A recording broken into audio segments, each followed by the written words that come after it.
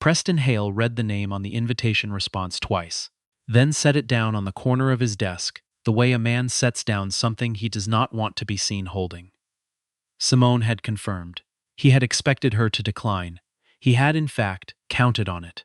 The whole point of sending the invitation had been to watch her refuse it. To imagine her sitting in whatever modest office she was running now, opening the envelope, and feeling the particular sting of being reminded that he had moved on and upward while she had not. But she had confirmed. Through his assistant, through the same assistant network that had originally delivered the card to her. She had confirmed attendance at the gala, marking his company's 20th anniversary, and the launch of the new Halecroft Capital Fund, the one the Financial Post had already called the most ambitious private equity push in Canadian history this quarter. Preston smoothed the lapel of his jacket and told himself it did not matter. She could come. Let her come. It would only prove his point. He had been telling the story of his marriage to Simone Beaumont-Farrell for 4 years, telling it at dinners, at board meetings, in the careful phrasing of interviews where journalists asked about his early years. The story he told was simple. He had been a driven man with a vision.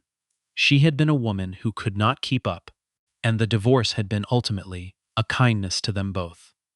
He had never mentioned the contracts she had reviewed at midnight when they couldn't afford a lawyer. He had never mentioned the pitch deck she rebuilt from scratch the night before the Meridian meeting, the one that had landed his first serious institutional investor.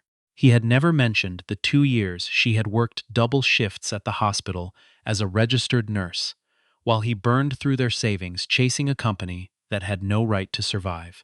He had reduced her, in the telling, to a footnote. A woman who had been present but not useful. A starter chapter in a book he had outgrown. The gala was held at the Fairmont in downtown Toronto, in the grand ballroom that overlooked the lake on one side and the glittering corridor of the financial district on the other. Preston had approved every detail. The pale gold tablecloths, the orchids, the string quartet playing near the entrance, the custom lighting that turned the room into something that felt less like a party and more like a coronation.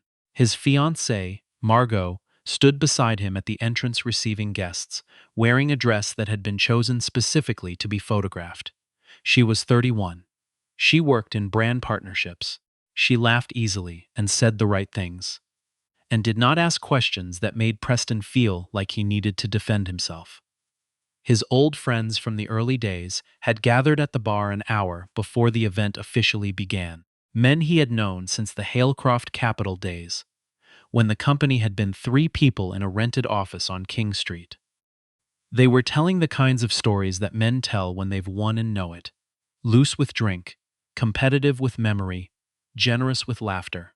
One of them, a man named Trevor, raised his glass in Preston's direction and said, loudly enough for the nearby staff to hear, that this was what it looked like when a man finally got out of his own way. The others laughed.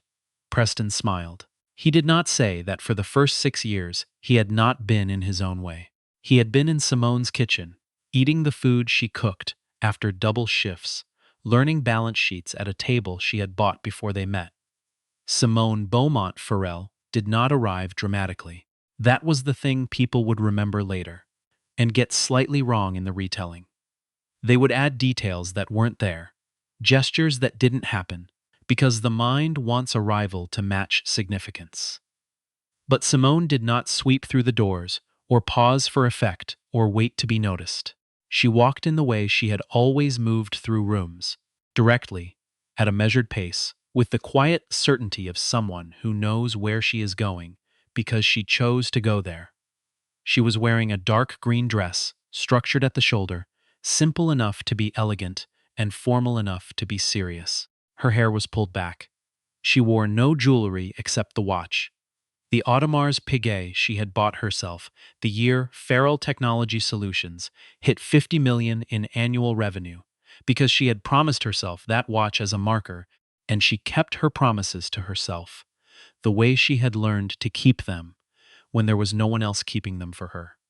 She had brought 2 people with her, not bodyguards in the cinematic sense, not men with earpieces scanning the room, Just two members of her executive team who happened to accompany her to events of this caliber because Feral Technology Solutions had, over the past 3 years, become the kind of company whose CEO did not arrive at things alone.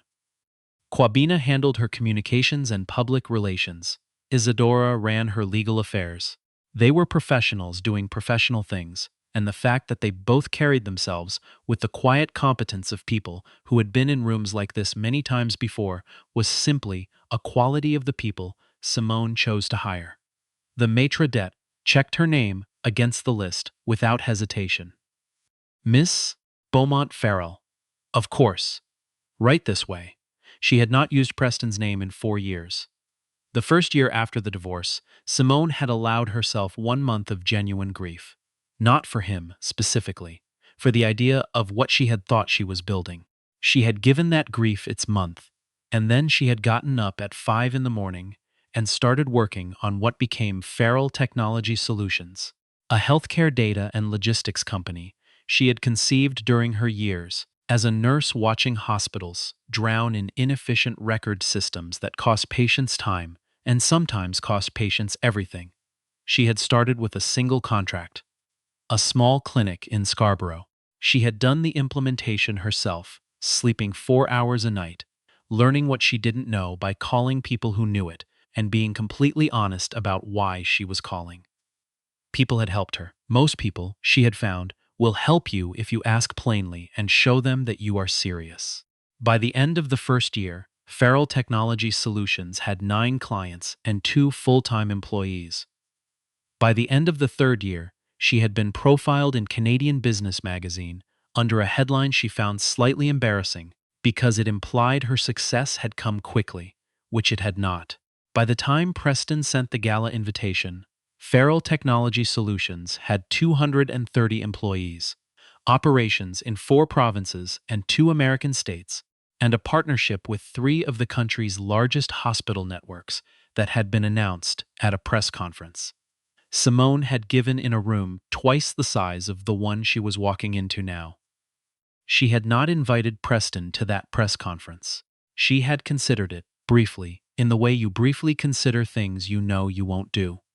Preston saw her from across the room. He recognized the dress first, the green, the structured shoulder, and then the face, and then the 2 people flanking her, and something in his chest moved in a way he did not immediately have language for. It was not quite alarm. It was not quite satisfaction, because he had expected something different from this moment, something that would feel more like winning. He had imagined her arriving looking diminished. He had imagined the subtle pity on the faces of his colleagues. He had imagined the quiet confirmation, visible to everyone present, that his life had outgrown hers. What he had not imagined was that she would look exactly like that. Not hard, not bitter, not performing composure the way people perform it when they are actually struggling. Just herself arrived. Margot touched his arm. "Is that someone I should know?" "An old acquaintance," Preston said. Margot nodded and turned back to the couple she had been speaking with. She was good at social pivots. It was one of the things he had appreciated early on. At the table near the windows, a woman Preston knew from the finance side of his board. A sharp, deliberate woman named Heloise, who never said anything she hadn't fully considered, leaned toward her husband and said very quietly, "That's Simone Beaumont Farrell." Her husband looked up. "The Feral Technology Solutions. The one that just signed with St. Michael's and Sunnybrook in the same quarter." "Yes." Her husband set down his fork. "I didn't know she knew Preston." Heloise smiled the small, contained smile of someone who knows more than they intend to share. "I think," she said, "that's the point." The first hour of the gala moved the way these events always move. Slowly, with champagne, with the accumulation of handshakes and compliments and strategic positioning that forms the real architecture of a room like this. Preston worked the room the way he had learned to over 20 years, moving from cluster to cluster, landing on the right names, saying the precise amount and no more. He had not spoken to Simone.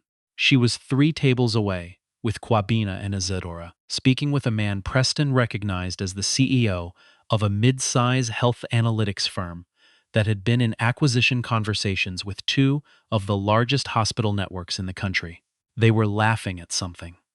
Not performing laughter.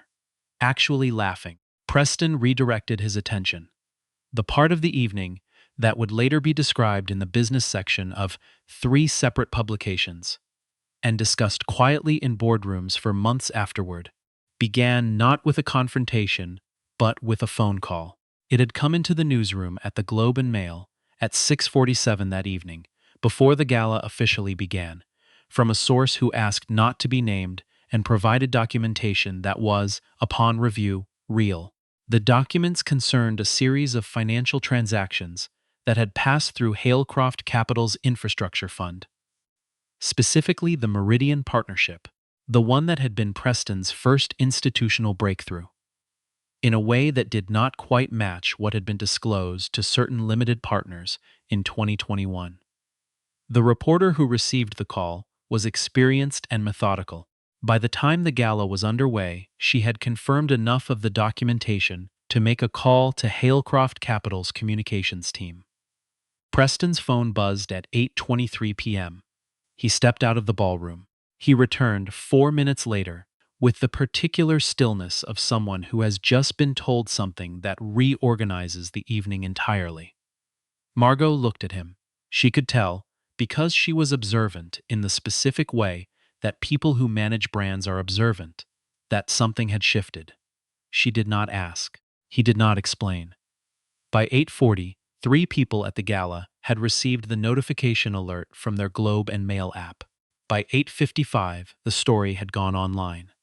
By 9 o'clock, it was at the top of the business feed.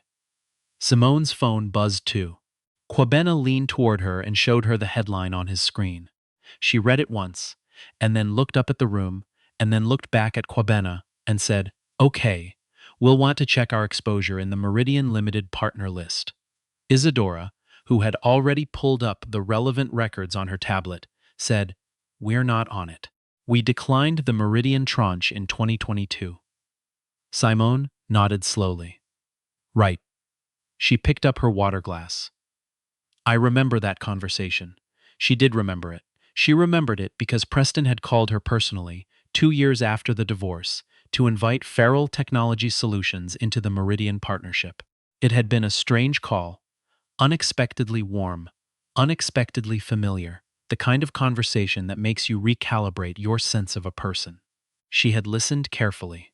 She had asked Isadora to review the disclosure documents, and she had said no, because the documents had not adequately addressed a question about the fund's exposure to a particular set of municipal contracts. And, Simone had learned, working nights in hospitals where the cost of imprecision was not money, but something heavier, that you do not proceed when the documentation is incomplete. She had declined politely. She had wished him well. She had hung up and not thought about it again until tonight. The room shifted the way rooms shift when something real enters them. People checked phones discreetly, and then less discreetly. Voices dropped. The string quartet played on, because no one had told them to stop, and there is something faintly surreal about chamber music, continuing in a room where the mood has fundamentally changed. Preston's communications director appeared at his elbow. His lawyer was on the phone in the lobby. Trevor, from the bar earlier, had gone quiet in the way that men go quiet when they realize that the story they've been participating in might be a different story than they thought. Preston stood at the center of it with the forced calm of a man who has practiced not showing things, but the practiced quality was visible now, in a way it hadn't been an hour ago. He looked, for the first time that evening, like someone trying very hard to remain standing. Margot had found a corner with her phone and was speaking in low, rapid sentences to someone Simone didn't recognize. Simone did not go to him. That was the detail that mattered most, and the one people would get wrong most often in the retelling. They would say she confronted him, or that she said something pointed, or that there had been an exchange. There had not been. Simone Beaumont Farrell had not come to that gala for a confrontation. She had come because she had been invited, and she had decided, after thinking about it for one evening, that she would not allow herself to be diminished by absence. If Preston Hale wanted her to stay home while he celebrated a version of their history that had erased her, she was not going to give him that. But she also had not come for revenge. That distinction mattered to her more than she expected it to. She had come to be present, to take up the space she had earned, to let the room see what it would see. What the room saw, as the evening reorganized itself around the news, and people recalibrated their positions, and the careful architecture of the event began quietly to come apart, was this. A woman in a dark green dress, seated near the windows with two members of her professional team, speaking calmly and with focus to the people around her, unmoved by what was happening at the other end of the room, in a way that was not cold but was, unmistakably, complete. She was not watching him. She did not need to. Near the end of the evening, a woman named Patricia, one of the early Halecroft investors, a woman Simone had met twice in passing years ago, came to her table. Patricia was in her late 60s, white-haired, wearing the kind of understated suit that costs more than it looks like it does. She sat down without being invited, which was the kind of thing Patricia did, because she had earned the right to move through rooms however she chose. "I heard you turned down the Meridian partnership," Patricia said. "I did." Smart. Simone considered this. "Careful," she said. "I was careful." Patricia looked at her for a moment with the particular attention of someone who has been evaluating people for a long time and is still paying attention. "He used to talk about you, you know, Preston, in the early days." Before he stopped, she paused. "He'd say you were the one who understood the financials, that you could see a risk in a structure that everyone else would miss." Simone said nothing. "He stopped saying it about 5 years in," Patricia said. "Started saying it about himself." She stood, smoothed her jacket. "That's a specific kind of erasure. I want you to know that I noticed." She left. Simone watched her go. Quabena was looking at his phone. "The Globe reporter is asking if we have a comment. Tell them Feral Technology Solutions has no involvement in the Meridian Fund and no comment on matters unrelated to our operations. And if they ask about your history with Preston Hale." Simone set down her water glass. "We were married once. He built a company. I built a company. That's the whole story." Across the room, Preston's communications director had assembled a small team near the entrance. Preston was still standing, still composed in the practiced way, but the room had thinned around him in the particular manner of rooms when the gravity has shifted. Trevor was gone. Margot had returned to his side and was holding his arm with the supportive tension of someone who has already done the math and is not entirely sure of the number. A young reporter, who had slipped into the gala under a different credential, approached with a recorder barely visible at his side. Someone from Preston's team moved to intercept him. The string quartet had finally stopped. It was Isadora who said, as they collected their things to leave, "Do you want to know what I think?" "Tell me," Simone said. "I think he sent that invitation because he wanted you to feel small. And I think you walking in here tonight, looking exactly like you looked, and then having the evening go exactly the way it went." Isadora paused. "That's not justice you planned. That's just what happens when a person builds their life correctly." Simone thought about that as they moved through the lobby, past the retreating staff and the lingering guests, and the quiet, methodical work of an event being carefully unwound. She thought about the kitchen table, where she had rebuilt a pitch deck at midnight. She thought about the nurse's station at St. Joseph's, where she had taken notes between patients about a records system no one had fixed yet, because no one had been frustrated enough, or technical enough, or stubborn enough to fix it. She thought about the Scarborough Clinic, the first contract, the first employee she had hired, a young woman named Olamide, who now ran the entire Ontario implementation division. She thought about what it costs to build something real, and what it costs to let someone else take credit for the building, and what it means to stop letting them. The door opened. The night air came in off the lake, cold and clean and indifferent to all of it. She did not look back. The Globe and Mail story ran in full the next morning. By noon, two of Halecroft Capital's limited partners had issued statements. By the following week, The fund's launch had been postponed pending a regulatory review. Preston's communications team released a statement calling the reporting incomplete and promising full cooperation with any inquiry. Feral Technology Solutions announced, the same week, a new partnership with 3 community health centers in northern Ontario, underserved communities where the records infrastructure had been, for years, exactly the kind of broken, costly, patient-harming system that Simone had first walked into as a 26-year-old nurse and decided, eventually, she was going to fix. The announcement was covered in 3 publications. One of them ran a photograph of Simone at the press conference, standing at a podium in front of the Feral Technology Solutions logo, in a different dress this time, speaking to a room that was paying attention. She was not smiling for the cameras. She was mid-sentence, hands slightly raised, making a point. The caption identified her as the founder and CEO. It did not mention Preston Hale. It did not need to.